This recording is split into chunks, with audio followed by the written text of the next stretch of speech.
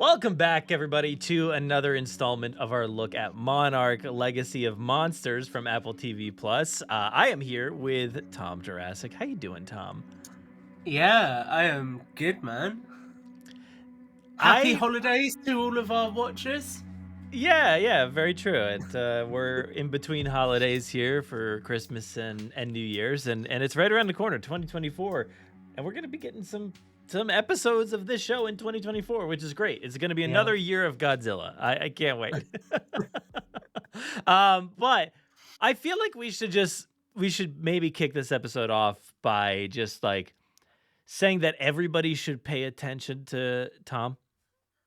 Okay, just like everybody, just listen to what he has to say. Okay, because everything that has happened has been said by you. Okay, you said everything that was going to take place, and now I'm wondering, what fly were you, or what ant were you on the wall of the writing room? I guess I should say. Because I was an ant in Bill Rander's 4 sub-levels down office. Yeah. What have you, mate? Okay, all right, good.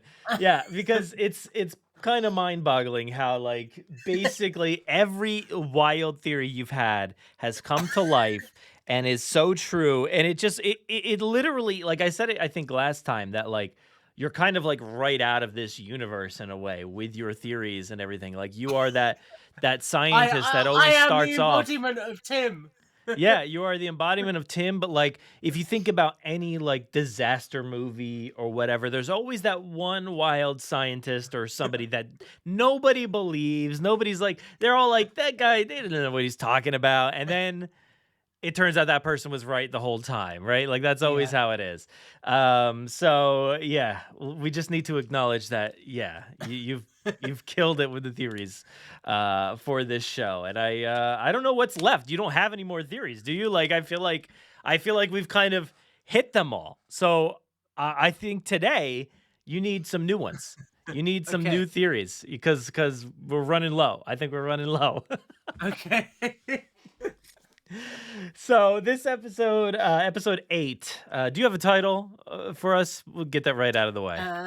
Let me jump back into Oh, IMDb. you don't have a title. So the title, well, I have IMDb open, but I'd already clicked into this episode, so I could have seen the title right there, but I've just come out of it. It is Birthright. Birthright. Okay. All right. Yes. All right, so this one kicks off in the past, and we're in a vehicle with Bill and Keiko. That's all we see, really. And they're talking about, you know, a kid and you know, how this kid will, you know, have a wicked curveball and, you know, will take after this person or take after that person, how much they miss this kid. In my mind, you know, I'm thinking about like, it's going to be some silly reveal. It's just going to be like a dog or something. It's not going to be. It's not going to be the thing that they're talking about. So they do end up, or Keiko ends up turning around and like kind of, which I didn't assume anybody was in the back seat. It felt like a private, you know, conversation. But I guess Shaw was in the back seat because he's kind of remembering this situation. It seems like because he gets snapped out of it as they arrive in Kazakhstan, and Duvall's there with him, and that's like basically just the intro of the show right there. Yeah, I made the note on this straight away. I've got a note that says Bill and Keiko talking about Hiroshi alive at the time of the power plant incident. Because I know when we spoke about it earlier this season, I'd said, oh, well, she must have died there. There's no way she could survive that. And you'd made the point of saying, oh, but Hiroshi's not alive yet, so clearly she must have had him at a later point. And then when they were talking about this, I was like, okay, so they do have the kid at this point, which means she could be dead. And I was kind of like, oh boy, that's quite grim. And then the go ahead. I was going to say, with Duvall and Shaw returning to Kazakhstan as well, I love how this show is so closely mimicking Godzilla 2014, because obviously you have the events in that with I can't remember the character's name. Bryan Cranston? Bryan Cranston's character. I can't remember his name. Him obviously working there and then returning to it so many years later. So it's kind of cool having that parallel here. Yeah, and there's a lot of parallels again. Like every episode, there's parallels, and there one of them was called "Parallels in Interiors" or something. But like, Yeah, that's really what this show is about: is showing us the parallels between the past and the present. And this episode does it very well by showing, and we'll get to it even more later on. Just the like the both kind of timelines are in this race against something. yeah, In one timeline, you've got people racing against Shaw and what he's trying to do. And then in the past, you've got them kind of racing against their defunding and stuff like that. So, and they're all going down the same trajectory, and we see them in similar places. It's really cool. But yeah, this one definitely caught me off guard because, like you just said, like I assumed when we watched her fall into that reactor room or whatever it was, I was like, "Oh, she's not dead. She's definitely not dead, right?" Because the kid's got to be born, and they just cut it off in a way where I was like, "Ah, well, they'll reveal to us that she's alive," and she very yeah. well could still be, I think, at this point. But Oh, oh, um, 100%, Brad. I'm yeah, calling it now. Do you want Mad Theory 1? let's hit it, man. Well, should we Okay. wait until we get to the end of the Oh, episode, or should okay. we? I mean, I'm all primed to hit you with something that you're gonna be Oh, like, "Yeah, I could see it." all right, I think I know where you're going at least. All right, so moving forward a little bit. Well, moving forward into the past, we're back in 1955 in Washington, and they've submitted their report to Officer Hatch, whoever that guy is that kind of took over. And I always get confused with there's so many people and so many names in this show. But this guy's like, "Hey, great report, good job." But it also like you guys are definitely just siphoning funds that we need for like, looking for Russian spies or, whatever we could be doing with this money. Like, where are these monsters? They don't exist. You're not showing them to me. Like because he, I guess maybe doesn't have any firsthand experience. I forget if he was at the site or not. When they I blew don't up no, Godzilla. no, he wasn't, because later in the episode, the general says that he doesn't even know about Godzilla because it's still Okay. classified. Oh, okay. That's true, yeah. So yeah, this guy's just like, yeah, whatever. I don't think I'm gonna be giving a good, report on my end when I submit my report. It's basically gonna be like, we need to get rid of this. We need to dissolve them.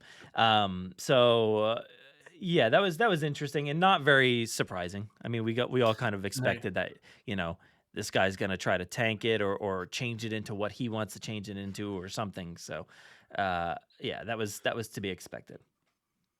Yeah, I mean, there's the whole interesting section here as well, which plays out in this room, which is the continuation of two key themes, which is one, the tensions with Japanese people after the war, and you see some of that stigma play out in terms of the way he interacts with Keiko, but also equally, I think the fact that this is way before the civil and social rights movement around women's rights, so you also see that sort of stigma playing out in terms of how he behaves towards her as well. And that's something that is built upon quite well later in the episode as well, which I thought was interesting. Because you've gone from Puckett, who kind of, although he's a senior general, he actually seemed really amenable. And I Hmm. remember that when he didn't call Keiko doctor the first time, he then made a point of remembering that and making sure he got that right the next time. So you've gone from Yeah. kind of this general who seems relatively forward facing on the surface level to this kind of typical military guy who's still got a lot of very clearly backwards attitudes about him.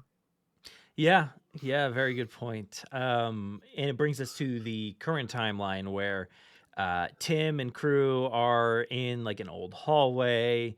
Oh, And it's dude, like, go ahead. this show is just doing Tim so dirty. I love how he's like, "Welcome to Monarch," and then instantly has to go forward and pick up the thing that's fallen over. Yeah, there's so many comedic moments. There's even another one in like later on in this episode, which I was cracking up about with Tim.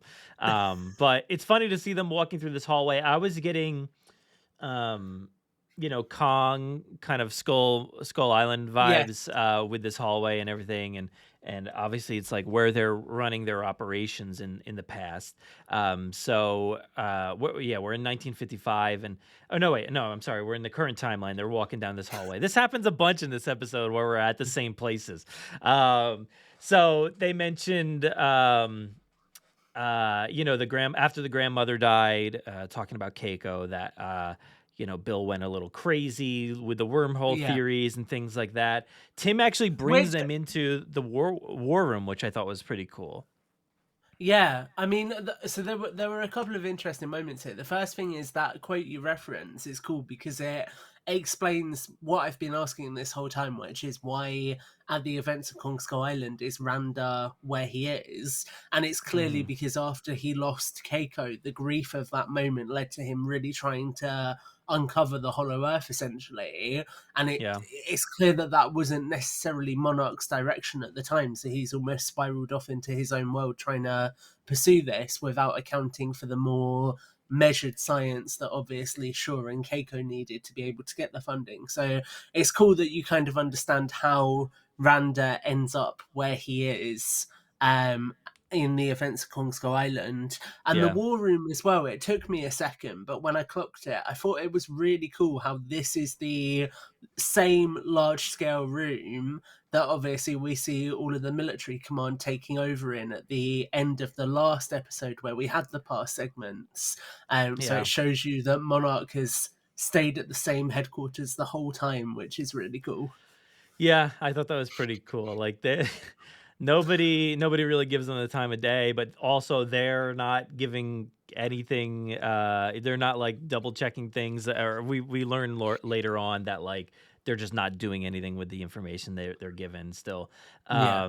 So they're speaking with Verdugo, and they mentioned the fact that Shaw, closed that rift, and lowered the gamma radiation levels there, but in other places, it actually raised the radiation levels. So I thought that was pretty interesting that like, no Yeah. matter what they do, they need to start closing them off quickly because these levels are getting out of control in other places. So I thought that was Yeah. kind of interesting.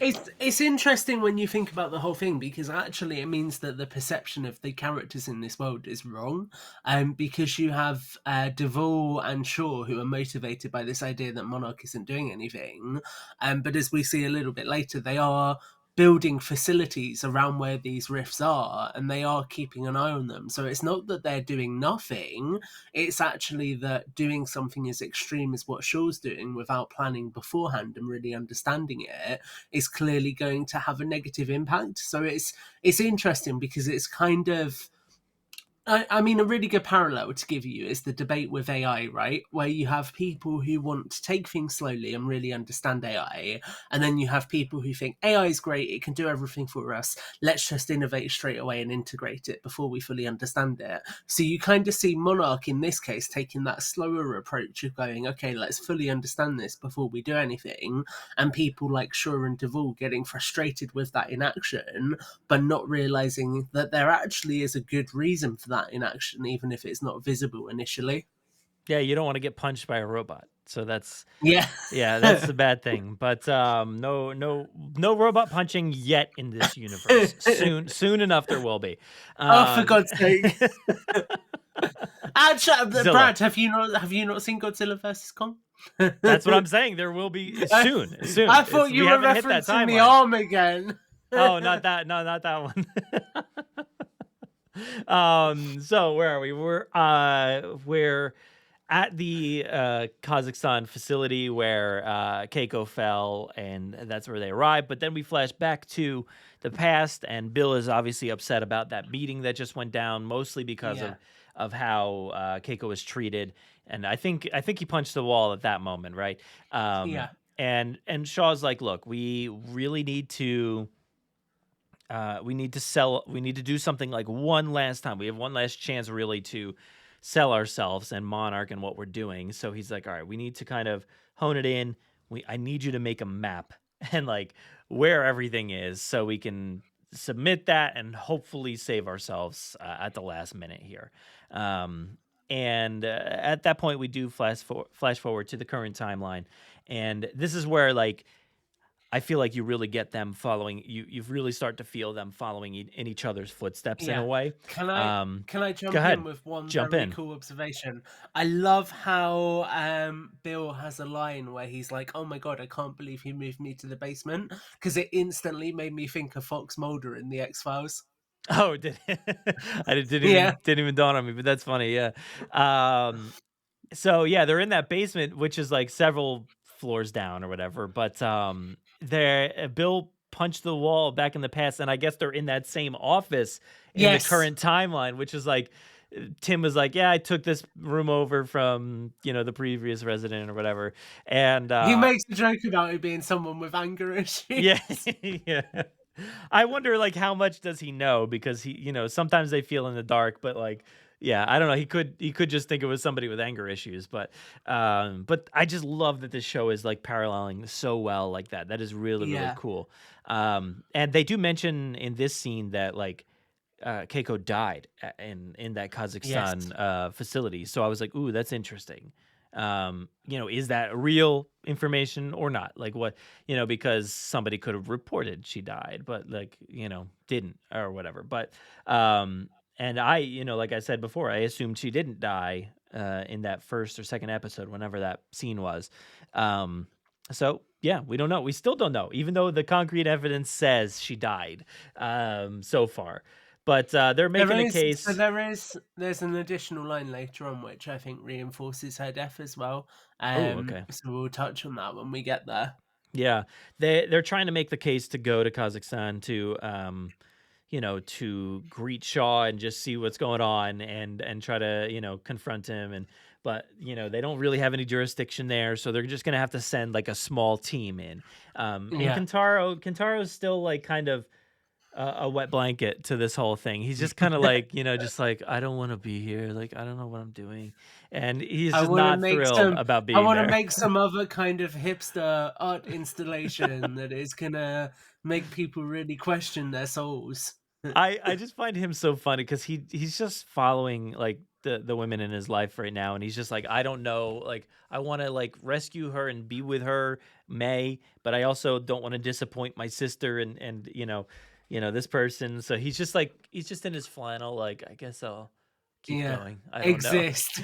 I guess I'll exist. Yeah, he's kind of, I feel like the character has kind of taken like a little bit of a nosedive from the first Yeah, few episodes. He was kind of interesting at first, but he's just kind of kept that it same. feels like he's kind of a background character now. Exactly.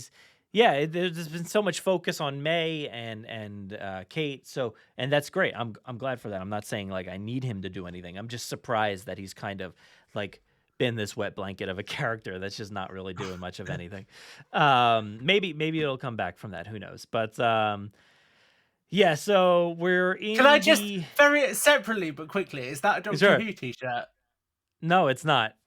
I It's not. thought It's it was the Beast Halloween from the Horror Nights. David Tennant episode. It's not. No.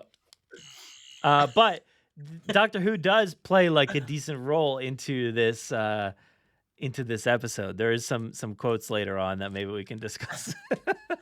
Where are we? So we're in the past again. Keiko, which you were talking about this kind of before, where Oh, wait, you wait, know hold up. what There's another interjection. What is it? Breaking yeah. news? One of my favorite lines in the episode is you could tell Verdugo's fed up because as she's walking away, she's like, "I always thought the Goonies deserved a sequel." Yeah. This is just some ragtag crew that like just want to fall into holes in the earth and find some treasure, I guess. I don't know. So where are we? Yeah, we're back in the past, and this is where like what you were talking about before really comes to fruition, where like, Bill, without interference from others, he will, go down the road of just every wild theory he can, connect. Yeah, But Keiko's trying to like reel him in and say like, look, they're not going to buy this. The officers, whoever we submit this to, won't see these connections that you do. And I thought that was pretty cool. And Keiko, thanks him for standing up for her. And she does reveal that, which was kind of mentioned in that meeting scene that they had earlier in the episode, that like, there are things in her past that she hasn't revealed and stuff like that. So yeah, and nothing that like is so like I don't know, the way that Hatch guy put it was like felt like it was like something a little bit more It plays it revealing so and you want to dangerous or think she's a something. spy. Yeah, it's kind of like Yeah. that traditional, like she's clearly a spy, she's clearly worked for the enemy, when that's not actually the case at all, but it angles it so Yeah. it feels like that. Yeah, I guess he's trying to pit them against each other maybe at that moment. So he's just kind Yeah. of sharing the smallest information he can. We But get a moment here as well with poor Mr. Lee Shaw. I can't even get my words out. Poor Mr. Lee Shaw stood outside the yeah. doorway, disappointed at this point because he realizes he has fully lost his chance to make babies, and it's just gone down the drain at this point. Yeah, that was interesting because, like, in this moment, you get to see the chemistry building again between Bill and Yeah, Keiko, and he's stumbling over his words, and just trying to say that he could trust her, um, and she's using science to help reel him in, and they're being kind of like just close with this whole thing, and yeah. he's just outside just staring and knowing that he lost his chance, and the only reason he lost his chance was because he was trying too hard to get a Dude, I got chance, I you gotta know? tell you something so funny. The next sequence we have with them at the house, which we'll talk about when we get there, I was just expecting it to pan out and see like Shaw watching through the window as well. It's just, yeah, he can't, I think he's just stuck in this moment in time, I feel like is what it is. He's just gonna be longingly staring into the distance for a while. Yeah. Poor guy. So, he did it to himself, I guess, but, it just worked out in Bill's favor, I guess. So, um anyway, we get to the current timeline, and now Tim and crew are approaching Kazakhstan, and they enter the facility, and Tim mentions, this place was supposed to be uninhabitable for, a Yeah. thousand years. So what's going on? It's like it's a low radiation level, but kind of concerning, but not like it's a concerning adjacent or whatever he Yeah. had said. Um, so I thought that was pretty interesting because, like, they do mention that something is absorbing the Yeah. radiation, and I was like, wow, this is such a great like explanation and kind of just saying it outright as far as like why everybody's just been able to walk up to these facilities and not be poisoned with radiation. So I thought Yeah. that was pretty cool, and just a little touch to make it like viable, that all the reasons why they've all been walking right up. So I thought that was pretty cool. It's And exactly what happens in Janjira, isn't it, as well, with the Mutos, which is quite cool. mhm, yeah. Yeah, and I just love that they keep, going to these facilities, and that's just the reason is because wherever this happens, like they're just feeding and feeding and feeding off that Yeah. radiation. So pretty cool. Tim at this point steps on a big bug skin or whatever, and Yeah. I love that like he was so afraid, and I think Yeah. Kentaro maybe Yeah, he Kentaro made does. him made that comment, right? Like he's like, I thought you were He's the like, "You're Monarch the guy, Monarch aren't you?" guy." Yeah. He's like, shut up. So it's funny, he's a little skittish and doesn't really like, and even I think like just after that sequence, like Duvall's like, "You're not like built for the field, dude. What are you doing Yeah. here? Get out of here." But we do get the reveal that there is a portal in the ground in this facility. I thought Yeah. that was great. That was awesome. That was really cool to see. Like just like Kong, Godzilla versus Kong, you get that look straight down into the Hollow Earth. Yeah. Basically, that was really cool. Sorry, Um, sorry, can you say those two words? Can you say them one more time, Brad? Hollow Earth. I thought that was what you said. Yeah, yeah. We've gotten that very consistently. We got one blown up at the end of last episode, I guess. One portal, and they're about to do the same here. Um, Yeah. and Kentaro's like, "Hey, maybe they're on to something. Maybe we should be closing Yeah. these. Is it really that crazy to do that?" I am.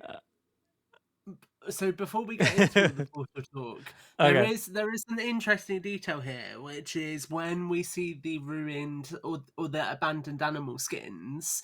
I think it's Kate says, "Do you know why they leave their skins?" And then she's like, "It's because they're getting bigger." So I Mhm. wonder if at some point down the Oh boy. line we're going to see the creatures that obviously killed Keiko, either bigger, or if we might just see one of them that survived and has become a Titan scale creature. Well, now I'm wondering if you watched the rest of the episode. That's what I'm wondering. Oh my god, I'm such a moron! I'm such a moron!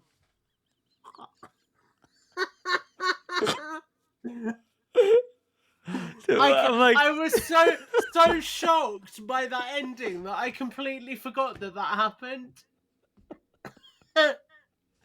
Wow. Yeah, man, that happened. And I wrote in all caps at the end of this episode a bunch of stuff. So there was a lot going on. So I guess I'll let it slide. I don't know. That was fun. That was great. If we could just cut that whole section. Oh no, it's not getting edited. This just goes straight up onto the YouTubes. So where are we?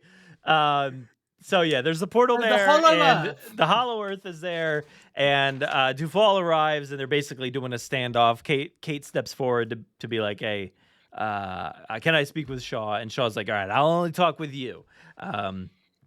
So then we go back to the past, and Bill gets the idea from the ants that it's bigger on the inside. It's a very Doctor Who kind of vibe with the with the TARDIS. So the Earth may be bigger on the inside, and I thought that was a nice little thing. The ant kind of stepped through the map that he had there, and Bill is so excited by this theory that he heads to Kate's place, and she's like, you shouldn't be here.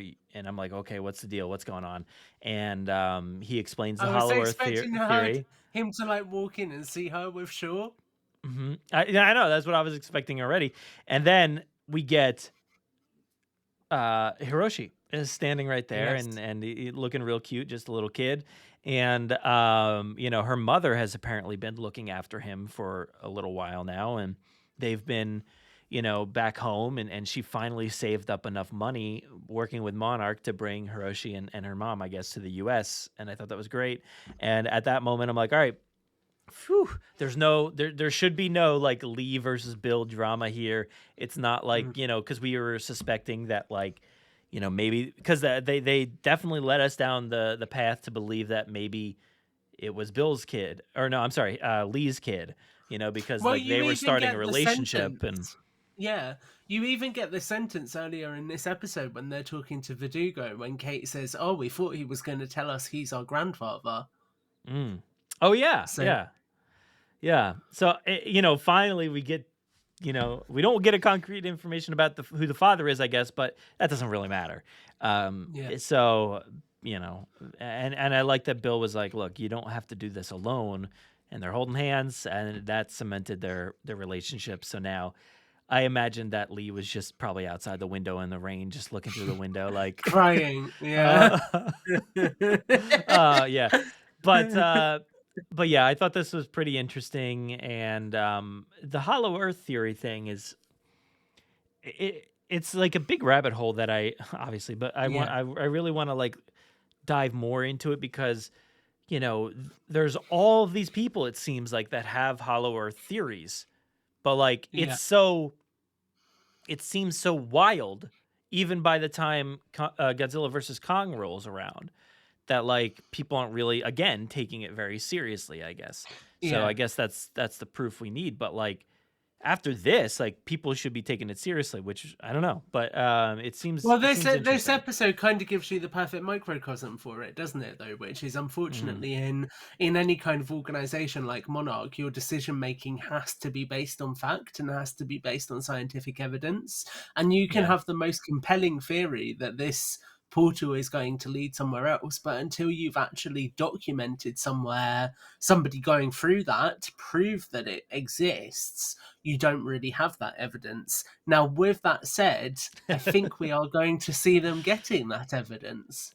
I think so. Yeah, we're back in the current timeline, and Shaw says like, "Look, Kate, you looked into Godzilla's eyes. You know what he's doing just as much as I do. He's not being destructive. He's not purposefully being destructive. He's got a plan. He's doing something."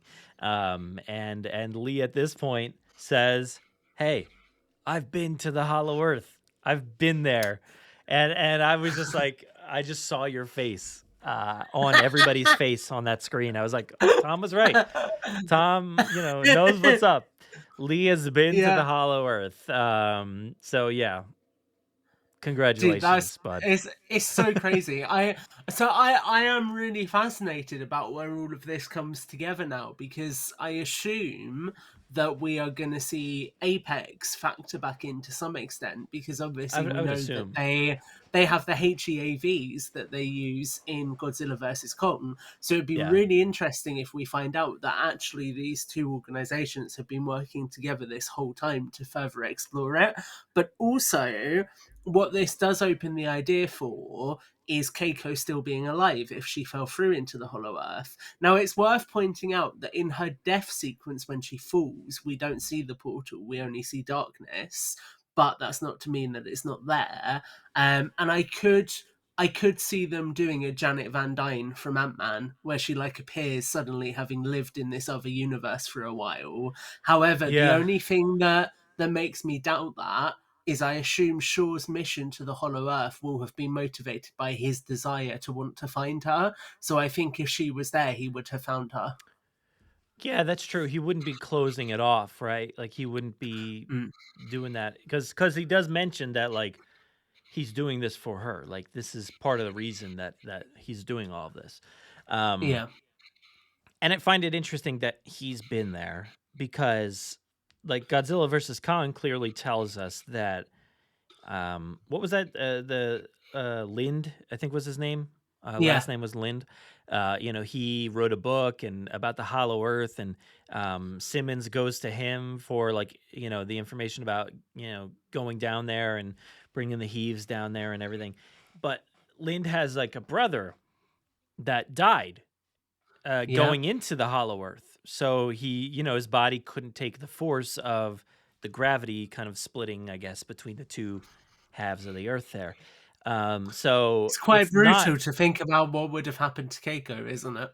well, yeah, but how can any of them have gone to the Hollow Earth if this is what Yeah. happens to you? The information we have is that you cannot get there without these heaves, because of the Well, power to power up Las Vegas. They're able to fly down there and do all that. So how are they alive? How is anybody going to be yeah. alive? I don't know. Is this portal different? Is that the explanation? I don't So know. I'm gonna blow your mind here, Brad. Right? Do it. Old technology. My theory is that Shaw makes it through with an old experimental piece of Monarch technology, but he gets stranded for a few years. So they've not recovered him until fairly recently because the technology wasn't good enough to do a two-way trip. And then maybe Hmm. it's Apex who were involved in helping to retrieve him, because we know that Apex has been involved with Monarch before everything with May because of that computer in the basement with the Monarch logo. Okay, I'm not gonna say no, man. I'm just not gonna say it, because I don't, I don't know, but I'm gonna say you're right. You're probably right. But who Dude, knows, if man? I end up Who being knows? right on that, I'm just hire me for season 2, please. Seriously, I don't I feel like there's been no precedence for saying there's any kind of technology that he would have used to get down there. And based It off was the the information power we of have, love, Brad. I He guess went so. in I guess pursuit of Keiko. all we know is that you die if you just go through there without the heaves, and we know that Keiko fell off that ledge or whatever, Maybe, and then went right. Hear down. me out. But Hear me out. yeah, They keep referring to Keiko as a force of nature. Maybe she becomes a superhero. maybe you're right. Maybe, and I just watched a great episode. I don't know if you've been watching What If season 2, but Yes. there is basically an episode like that, Yeah. where basically they go into basically the Hollow Earth. It feels like, and Dude, I was there's a watching force that of and I was nature. Yeah, like, is this yeah. is this a crossover? Go watch the Kahori episode. It's fantastic. It's great, and it's basically nothing you've seen before from the MCU. So that's pretty cool. But I don't know if that's going to be the case. So I have no idea. I really don't know. And I hope this isn't like a jump the shark moment for the show is just saying you can just fall into the pit with no explanation and be totally fine. So who Yeah, well, knows? that's that. So that is part of that. That is actually a really interesting point, right? Because so the description for episode 9 says that Shura may search for Kate and make a startling discovery. So that already confirms for us that they survive. However, right, so this could be potentially interesting because could there be a Monarch facility on the other side of the portal? So we know that on this side in the Antarctic, they've got the portal facility. Could they have built things in the Hollow Earth? Like that's entirely possible. We just don't know how they would have got the resources there. But if we go back in time and see that they've been experimenting with how to get into the Hollow Earth since the 60s, it's fair to assume that they've got a fairly good idea of it. And it is worth noting that this is one of the fractures that they've already built a facility over, whereas they hadn't with the one in I can't remember where it was in America, but the one that I thought was like Alaska? Antarctica, Alaska. That's it. I should Yeah, remember that's that true. They because didn't Ben and build anything Jerry's there. Alaskan ice cream is one of the best flavors. Yeah, ice. Yeah, Alaska. Yeah, you're right. You should remember that. Definitely obvious. Yeah. Um but yeah, I don't know. Hopefully it's just not convoluting itself a little bit too much because Yeah, I just want to there know the has to details, be but an they've been good. explanation. They've been good. Yeah, they've been good at the explanation, so I'm going to let it sit for now and not get upset about anything because I feel like they're good at explaining things. There's 2 more episodes left, and based off what you just read, I'm very confused. I'm a little confused about the ending. So, Yeah. so we're back in Oh, the well, past. wait. What? There's What more do you got? that's going to confuse you about the endings. There's a Oh, great. sentence from that description that I didn't add, which is Kentaro struggles with his loss. So we'll explain why that Oh, great. sentence is confusing as well. All right. So we're in the past, and Lee greets that general. What was his name? Puckett or something like that. Yes. Before the meeting that's going down, and the general's like, "Yeah, I'm disappointed in you, Lee. I thought you would do better with this, and we're gonna go forward with Hatch's report." And Lee's like, "Hey, you could do that, but that report's lacking." And Yeah. it doesn't say anything about Godzilla, and that's where you mentioned that it's confidential. He wouldn't know anything about it, and that's when Lee's like, "Hey, guess what though? We didn't kill Godzilla. He's still alive." At that point, I was like, great. So he's betraying Keiko and Bill again. Yeah. He keeps trying to take everything into his own hands, and at first, because I was assuming like, oh, we had said, I guess last episode that like, oh, the military is taking over. This is why, Monarch has become what they become. But then it's revealed that like, oh, they're just gonna shut down Monarch now because like they just don't have the information necessary. But it seems like, well, okay, maybe we're back on that track of this is why Monarch is the way they are, because I would assume that the general guy is going to be like, yeah, we got to keep Monarch open, keep the funding going because Godzilla is not dead. And Lee was still like, he's like, hey, they're the ones with the information. Keep them sacred here because they're Bill and Keiko are the ones doing the work. But yeah, you're right. It's like it's a bad idea to just go ahead and tell them this, even though this is the one piece of information that saves Monarch. Yeah. They're sort of saving Monarch by sacrificing its soul in a way. Oh, yeah. It's dark, man.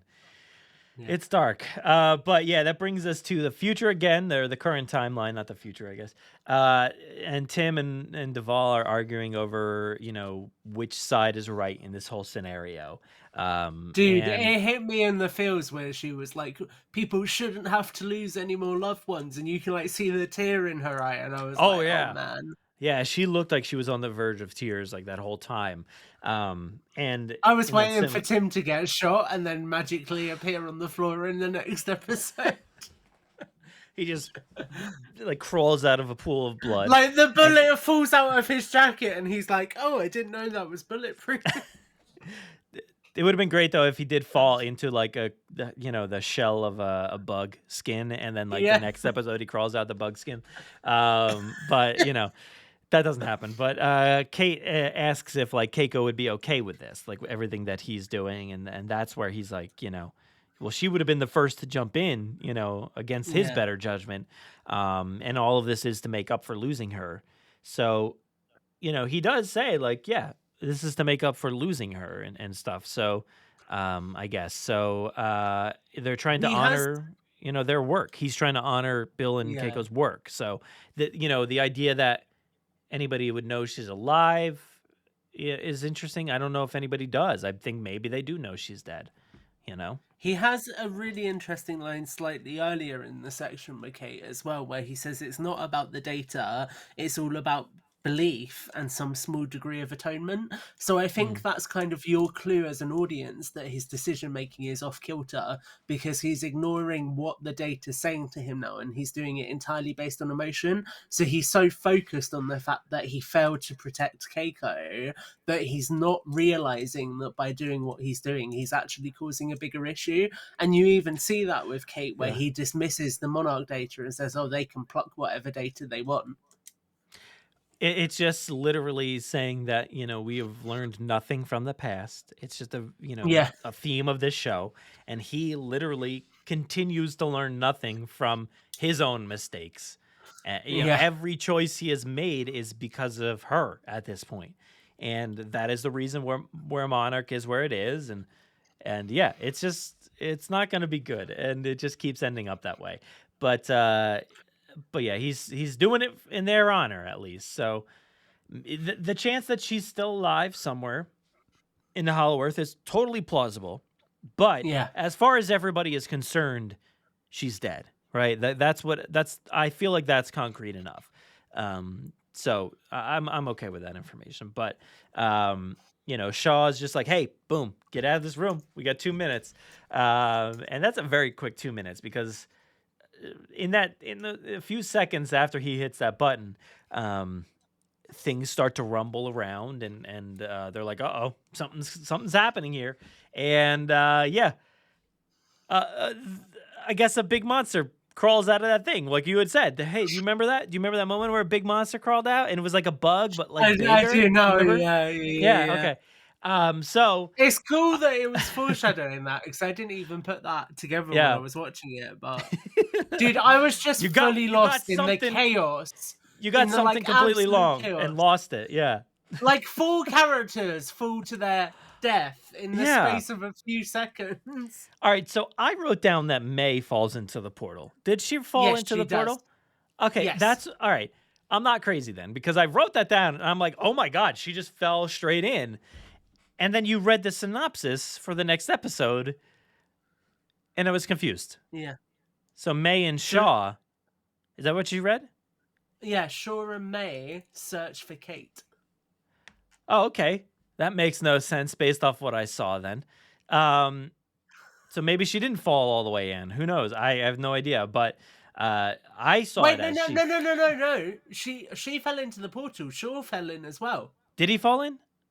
Dude, Brad, I might have missed the insects, but did you miss the fact that Shaw was literally holding Kate? Because he went to pull her up, and then they both fell in together as the concrete dropped away. I guess I missed that too then. Mate, between us, we're doing great. Okay, with this doing great. We're doing great. Yeah, we're doing good job here. All right, so I didn't see that. So that all right, that makes more sense now. Okay. Yes. So but they're basically looking. Confused me.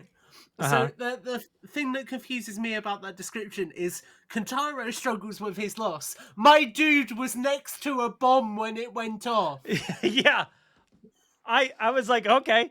I guess they're all dead. Like I don't really understand what happened there. Like I said, that was a very quick 2 minutes. So unless there was some time, shifted thing happening there where he was able to get away, I just don't see how he would be alive. You literally see him like lying on the edge as the bomb goes off, and the bomb's on the pillar behind him. Mm-hmm. Yeah, that didn't make any sense. And we see the portal being sealed in that moment. Yeah. So I So think next I don't episode know. we're gonna have him pushing his way out of rubble. Then you're gonna have Tim pushing his way out of rubble, Yeah, and then where's you're gonna Tim? have Duvall pushing her way out of rubble, Oh, and so it'll be like the there's still a reunion. chance. There's still a chance for Tim to be in bug skin. So all right, that's Yes. good. That's all I'm hoping for. Um but yeah, this was just a wild ending. So yeah, I only watched it Yeah, the one time. It's hard to, I guess, catch everything happening in that last sequence because there's a lot going on. it's There's a hectic. Yeah, giant bug, there's a portal open and people are falling into it, multiple people, explosions, and people may yeah, be dying or not dying. I don't even know. There's a lot going on there. And yeah, on top of that, I'm at the same time I'm thinking about that dude's brother that got ripped apart in, on his yeah. way down. I'm like, how is I this hadn't even thought happening? of that, to be fair. So you're really making me question this now, because actually, how can they Yeah. get through that portal? Unless it was a case of he tried to go through the portal in Antarctica and that portal's like longer. Maybe Yeah. this one's closer to the surface of the planet or something similar. But I I got no also think explanation. you have a really, really strong point about the Scar King, because actually Mm. he's going to be rocking around somewhere inside that world at this point. So it would be really fascinating if they go through and see like some of those primate tribes. Yeah. I I think that still could be a possibility. That would be really cool to see if that, if that happens, if we get that kind of Scar King cameo. And I was Yeah. watching Godzilla versus Kong the other day, and I'm like, Godzilla just came down there and like, not Godzilla, Kong came down there, and I guess Godzilla, smashed some breath down there, but like really ruined this throne room. And I'm like, what if like Yeah. the Scar King guy was like, setting up shop in there, and he comes back after hunting or something? He was like, what happened? You know, Yeah. what happened? I was gone for 10 minutes. He's actually a good guy. He's really nice. He's looking Yeah. after all the primates, and then that happens, and he's like, "Do you know what? I'm done with this. I am done with He this." starts climbing up. Yeah. Yeah, I don't know. But he's like, where's my axe? It's gone. But yeah, Do you know how long it took me to rip off Godzilla's sail for that axe? yeah, we have an ancient rivalry. I was the gorilla in that picture, not Kong. But yeah, I don't know. Anyway, that was the end of that episode. There's going to be a really dramatic story there where you find out that you thought that Kong's parents were these two people, but then the Scar King was sleeping with Kong's mother, and it's this whole contrived plot very similar to Monarch. Yeah, yeah, yeah. But then we find out that Kong was just a baby all along, and he was Yeah. just hidden. It took him a while to come from, Yeah. they had to save up money to bring him to Skull Island. It was taking a long time. But yeah, that's that's the end of that episode. The end of this episode as well. We're all done. But yeah, I'm looking forward to episode 9 Yes. and So 10. We're series closing 1, it out episode here. 9. Yeah. So episode 9, like we say, Shaw and May search for Kate and make a startling discovery. Kentaro struggles with his loss. And the episode is called Axis Mundi, which is a Latin term in astronomy, which means the axis of Earth between the celestial poles. And it's the axis of rotation of the celestial sphere or sphere. Huh. Okay. Yeah. Well, I don't know. I have no idea. I hope they have a good explanation for me. But there's a lot I of have things a that could be feeling revealed. after. I tell you what, I think after you making fun of me for saying it so many times the last episode, I genuinely think in episode 9 we're going to see the Hollow Earth. I think you're right, man. I think you're right. And I wonder, like, because we have not seen this poster. See the poster on the side of this video here, Yeah. and there's like a cliff with some ropes and stuff. We haven't seen that moment, have we? Like, what is I that? don't think so. Is that supposed to But be? Brad, equally, I'm just going to say to you, in the original Jurassic Park, we don't just see a moment in the film where it's all black and there's the Jurassic Park logo.